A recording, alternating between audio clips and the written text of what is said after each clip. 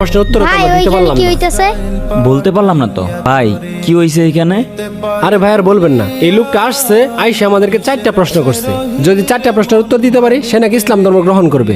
আমরা তো কেউ উত্তর দিতে পারলাম না। আপনি কি এই প্রশ্নের উত্তর জানেন? কি প্রশ্ন? এই লোকটা বলতাছে আল্লাহ তাআলা এখন কি করতেছেন।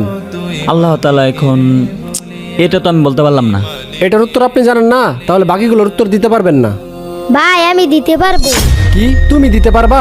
জি ভাই, আমি 4টি প্রশ্নের উত্তর দিতে পারবো। আপনার প্রশ্নের জবাব এই পিচ্চি ছেলে দিবে। আচ্ছা ঠিক আছে, দেও।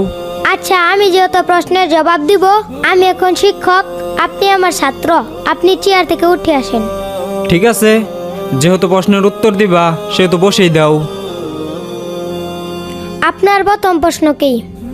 প্রথম প্রশ্ন হলো, আল্লাহ তাআলা এখন কি করছেন? আপনার মতো গর্দবকে চেয়ার থেকে নামিয়ে আমাকে আল্লাহ তাআলা বসিয়েছে। আপনার দ্বিতীয় প্রশ্ন কি? আল্লাহর আগে কে? আপনি 1 থেকে 10 পর্যন্ত গুনেন। 1 2 3 4 5 6 7 8 9 10। আবার 10 থেকে নিচ দিকে গুনে আসেন। 10 9 8 7 6 5 4 3 2 1 0। কি হলো, থেমে গেলেন কেন? শূন্যের আগে আর কি আছে, কি বলবো? সামান্য সংখ্যার আগে কি আছে এটা যদি বলতে না পারেন, তাহলে আল্লাহ তাআলার আগে কি আছে এটা আপনি কিভাবে বের করবেন? আপনার তৃতীয় প্রশ্ন কি বলেন? আল্লাহ তাআলার সাথে রাসূল সাল্লাল্লাহু আলাইহি সাল্লাম আকাশের কোন দরজা দিয়ে সাক্ষাৎ করতে গিয়েছিলেন? এই ডিমটি 28 থেকে 30 দিন পরে বাচ্চা ফুটে বের হবে।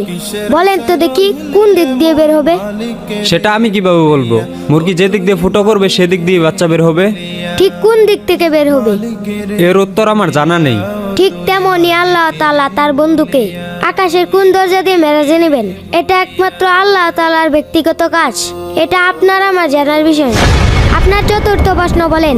আল্লাহ তাআলা এই পুরো পৃথিবীটাকে একা কিভাবে পরিচালনা করেন? তাহলে চলেন আমার।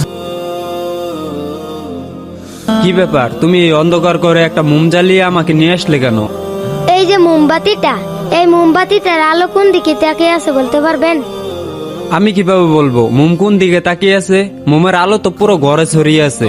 আল্লাহ তাআলা তার নূর আর রহমত দিয়ে ঠিক এভাবেই পুরো পৃথিবীটাকে ঘিরে রেখেছে। আল্লাহ তাআলা এভাবেই পুরো পৃথিবীটাকে একাই পরিচালনা করেন। আশা করি আপনি আপনার প্রশ্নগুলোর উত্তর পেয়ে গেছেন।